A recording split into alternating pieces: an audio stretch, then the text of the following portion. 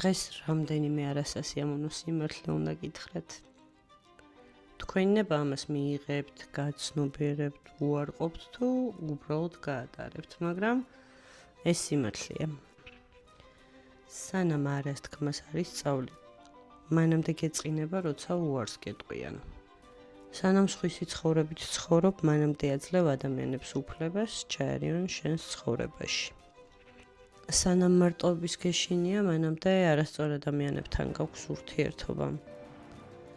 სანამ მანიპულატორი ხარ, მანამ აძლევ ადამიანებს შენზე მანიპულაციის საშუალებას. სანამ საკუთარი თავის არ გჯერა, მანამდე შეგაქვს ეჭვი სხვაშიც. სანამ შენი ხედვა გგონია ერთადერთი და სწორი, სხვისი მოსმენა არ შეგიძლია. და მანამდე ვერ გამოხვალ იმ ციხიდან, რომელშიც ციხარ და ვერ განვითარდები, სანამ სხვის მოსმენას არის სწავლი.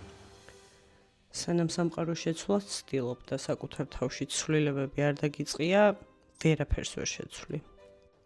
სანამ საკუთარს არ შეიყვარებს ისეც, როგორიც ხარ, ვერასდროს ვერ შეგიყვარებს სხვა უპირობოდ. ცვლილებები აღიარებით იწყება. ამაზე არაერთხელ გვისაუბრია. აღიარება კიდე მანამდეა რთული, სანამ ცხოვრების აზრს ვერ ხვდები. არადა ცხოვრების აზრი შენ ხარ. არადა უბრალოდ ცვლილებები საკუთარი თავიდან უნდა დაიწყო.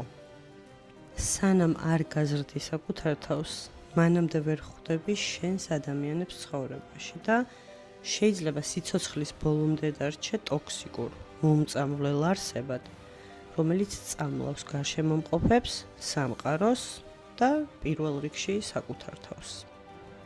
სანამ სიმართლე მიუღებელი და მტკივნეულია, სანამ სხვისი აზრი მაშფოთებელია, სანამ ნებისმიერი რამით თრობა ტკივილს გიმსუბუქებს, სანამ შენი თავისგან გასაქცევად ყველაფერს აკეთებ, სანამ სხვას თხოვ დახმარებას და მერე იმედი გიცრუდება, სანამ სხვებში ეძებ ბედნიერებას, სანამ მხოლოდ იმას ისმენ, რისი მოსმენაც გინდა, სანამ საკუთარი ტკივილების გეშინია, აი მანამდეა ცხოვრება აზრს მოკლებული. რატომღაც ადამიანები მოლოდინებს ვიქმნით, რომ ვიღაცას უანგაროთ უყვარვართ.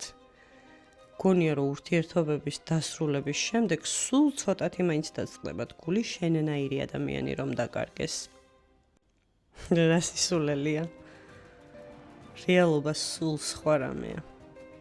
სასწრაფოდ ვეძებთ შემცვლელს, ვიწყებთ ახალს, არ გამოგვდის, მერე ისევ ახალს. ასე გრძელდება, სანამ ოდნავ მაინც კომფორტს არ ვიპოვით. არ აქვს მნიშვნელობა შენ ცოცხალი ხარ თუ არა. ანუ სიკვდილის გამო დაკარგეს, თუ უბრალოდ დასრულდა თქვენი ურთიერთობა. შენი შემცვლელი ყოველთვის მოიძებნება.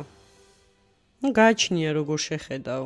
შეიძლება სამწუხარო, შეიძლება სასაცილო იყოს იმის გააზრება, რომ შენ მხოლოდ შენი თავისთვის ხარ ის, რაც შენი თავი გგონია. რეალურად მე ხვდები, რომ არავისთვის არაფერი არ ხარ. შენი შეგრძნებები მარტო შენ გესმის, ისე, როგორც აღიქვამ ამ შეგრძნებებს. აი, მე მაგალითად როცა მეგონა რომ გიждდებოდი, თურმე ეს საზოგადოებისგან გამოყოფის პროცესი იყო. იმ საზოგადოებისგან, რომლის გავლენის ქვეშაც ვიყავი მთელი ცხოვრება. იმ ადამიანებისგან, რომელიც ერთმანეთს აგინდებდნენ, შურდათ ერთმანეთის, ხოცავდნენ ერთმანეთს და ვერ იყოფდნენ რაღაცეებს. ეს იყო პერიოდი, როცა საკუთარი თავის გაცნობა უნდა დამეწყო და მეკითხა ჩემი თავისთვის, რომ საერთოდ არავინ რო არ მყავდეს, როგორ ვიცხოვრებდი. ამისთვის უნდა გამეშვა ადამიანები, რომლებიც ხელს მიშლიდნენ. თან ტკივილის გარეშე. და უნდა გამეცნობიერებინა, რომ იმიტომ უშვებდი ამ ადამიანებს, რომ მათ არასდროს არ ვყარები ვარ და საკუთარ ეგოს ჩემზე მაღლა აყენებდნენ. ალბათ, როგორც მე. მერე მივხვდი, რომ სიყვარულში არ არსებობდა შეზღუდვები. და ბევრად უფრო გამიმარტივდა ამ ადამიანების ქაშვება ჩემი ცხოვრებიდან. მე ახლაც ღია ვარ სიყვარულისთვის და ღია ვარ თქვენთვის, ყველა ადამიანებისთვის და გიღებთ ისეთებს, როგორებიც ხართ. მაგრამ თქვენგანაც იგივეს ვითხოვ. თუმცა ადამიანებმა ისეთები რომ მივიღოთ ერთმანეთი როგორებიც ვართ, აუცილებლად საკუთარი შეცდომების აღიარება უნდა ვისწავლოთ და საკუთარი შეცდომების აღიარებაზე მეტად არაფერი არ ზრდის ადამიანს. ხო, საკმაოდ მტკივნეული პროცესია და ხშირად გვიწევს ჩვენი თავების გაზრდა მოზრდილ ასაკში, ამიტომ ჯობია რომ დედიკოებო, ბოდიშის მოხდა ასწავლეთ შვილებს.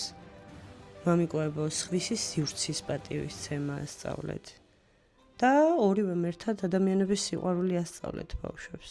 თუმცა მანამდე აუცილებელია რომ ჯერ თქვენ ისწავლოთ. როცა ის ადამიანები გავაქრათ ჩემი ცხოვრებიდან, რომლებიც მთელი ცხოვრება მეუბნებოდნენ, ვინ უნდა ვყოფილიყავი? იცით რა დავრჩი? არავინ. იმიტომ რომ მთელი ცხოვრება მათი ცხოვრებით ვცხოვრობდი. აი მაგ დღეს დავინახე, რამდენად ღირებულია ნამდვილი ურთიერთობები და როგორ გიბრუნდება ყველაფერი უკან. კარგიც და ცუდიც. ახლა ზუსტად ვიცი, როგორ მინდა რომ ვიცხოვრო, მარტო სიყვარულში. და თუ მე ეს შევძელი, თქვენც აუცილებლად შეძლებთ. თუ მე შევძელი, მე ღიარებინა რომ ვიყავი ბოროტიც, შურიანიც, ბოღმაც, მკვლელიც და კიდე ბევრი უარყოფითი თვისება აღმოვაჩინე ჩემში და ვაღიარე, ზუსტად ვიცი, რომ თქვენ შეძლებთ. და ზუსტად ამ აღიარებას მიყავხართ სიკეთემდე და სიყვარულამდე. სანამ მოუკვდებით, გისურვებთ ძალიან ბევრი ისეთი რამის კეთებას, ჩვენი სიკვდილის შემდეგ ადამიანებს მართლა რომ დააკლდეთ ჩვენი სიყვარული. ბედნიერება არ არის ყველაფერი გქონდეს, რაც გინდა. ბედნიერება მადლობელი იყო ყველაფრისთვის, რაც გაქვს.